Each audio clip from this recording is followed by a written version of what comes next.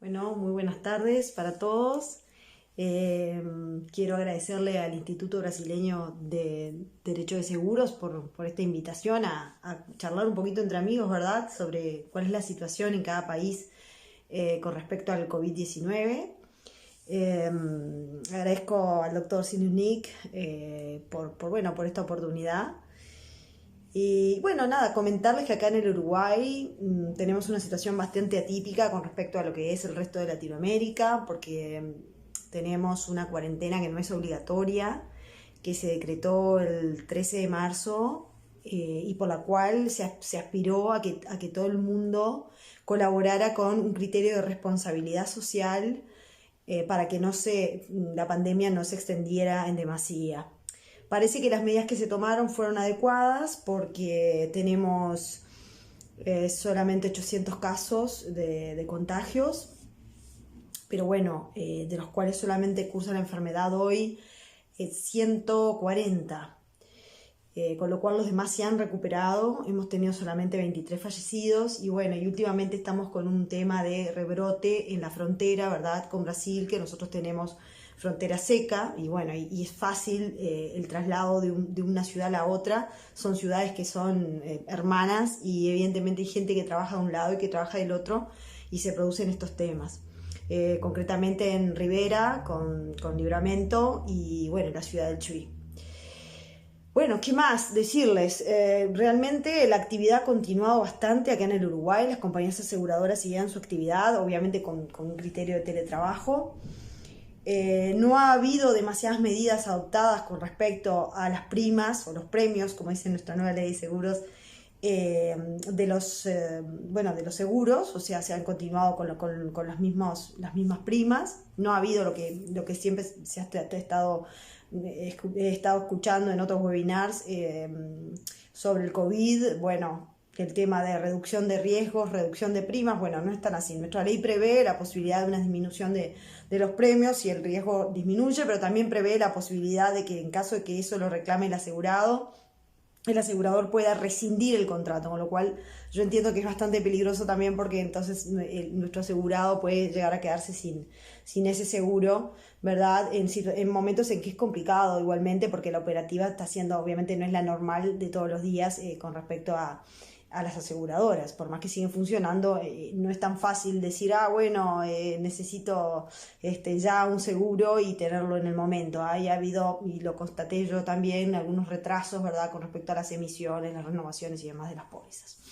Así que bueno, el criterio de ver de realmente que existe una disminución es bastante relativo, ¿verdad?, en nuestro país, por lo que les decía, de que no tenemos una cuarentena obligatoria, con lo cual teóricamente podemos salir con los coches y podemos tener un siniestro corrientemente, como si fuera una actividad normal. La realidad es que ha disminuido los accidentes de tránsito porque evidentemente por ese criterio, como les decía yo, de apelar al distanciamiento social y a la responsabilidad de cada uno, ha habido menos, por la vía de los hechos, ha habido menos circulación. Por lo tanto, está comprobado que la siniestralidad se ha comportado de una manera más benigna. Pero evidentemente eso no es fácil de cuantificar desde el punto de vista del seguro y no se ha volcado, ¿verdad?, en los premios, por lo menos para los contratos vigentes.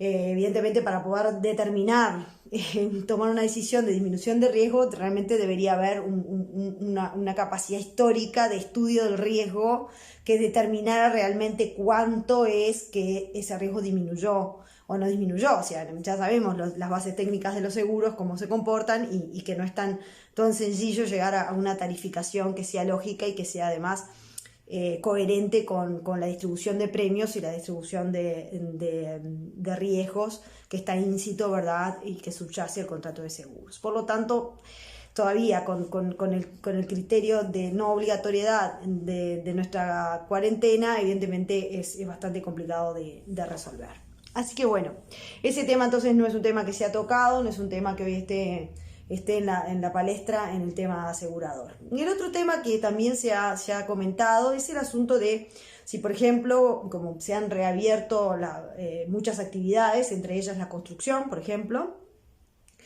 está el tema, ¿verdad?, de si, por ejemplo, un obrero se contagia en ocasión del trabajo, si eso sería considerado una enfermedad profesional o no.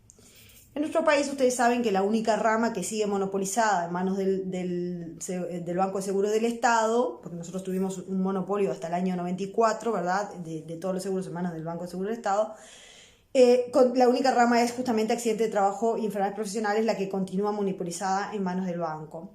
Y la realidad es que nosotros hemos adoptado como la lista de enfermedades profesionales de la OIT, ¿verdad?, de la Organización Internacional de Trabajo, que son cerca de 106 enfermedades que se listan en ese listado de la OIT, que incluye las enfermedades por la acción de agentes biológicos.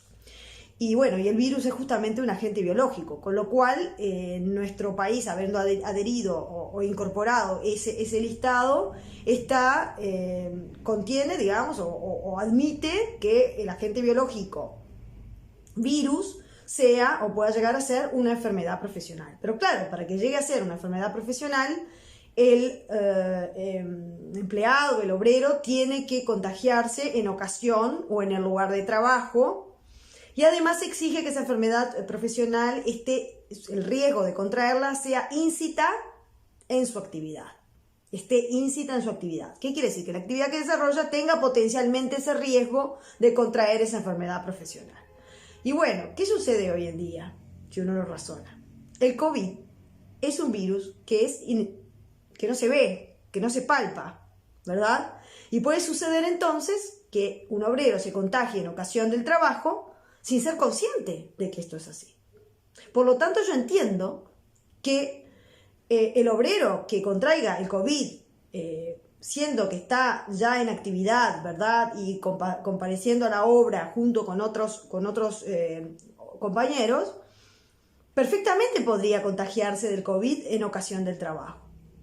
Obviamente, lo difícil es probar que realmente se contagió trabajando. Pero bueno, si no podemos demostrar que no se contagió trabajando, indubio pro, ¿verdad?, trabajador, deberíamos entender que se contagió en el trabajo, por lo tanto, o en ocasión del trabajo, por lo tanto, quedaría, en mi criterio, comprendido dentro del seguro de enfermedad profesional, ¿verdad? Así que bueno, esa es un poco una disquisición que evidentemente, como no hay un gran contagio, no es un problema hoy, ¿verdad? Ni siquiera sostener mi posición para las aseguradoras, o mejor dicho, para el Banco de Seguros, que es el que da esta cobertura, porque evidentemente no hay muchos contagios, no va a haber muchos casos de enfermedades profesionales por culpa del COVID, por más que se sostenga mi posición, ¿verdad? Mi posición a favor de que sí, de que es una enfermedad profesional en el Uruguay. Así que bueno, dicho esto, obviamente tampoco hemos tenido los temas de interrupción de negocios ni de lucro cesante. Nuestra ley exige que ese tipo de coberturas estén pactadas en forma expresa en la póliza de daños. Pero además nuestras pólizas de daños en general atan ese lucro cesante a un daño material.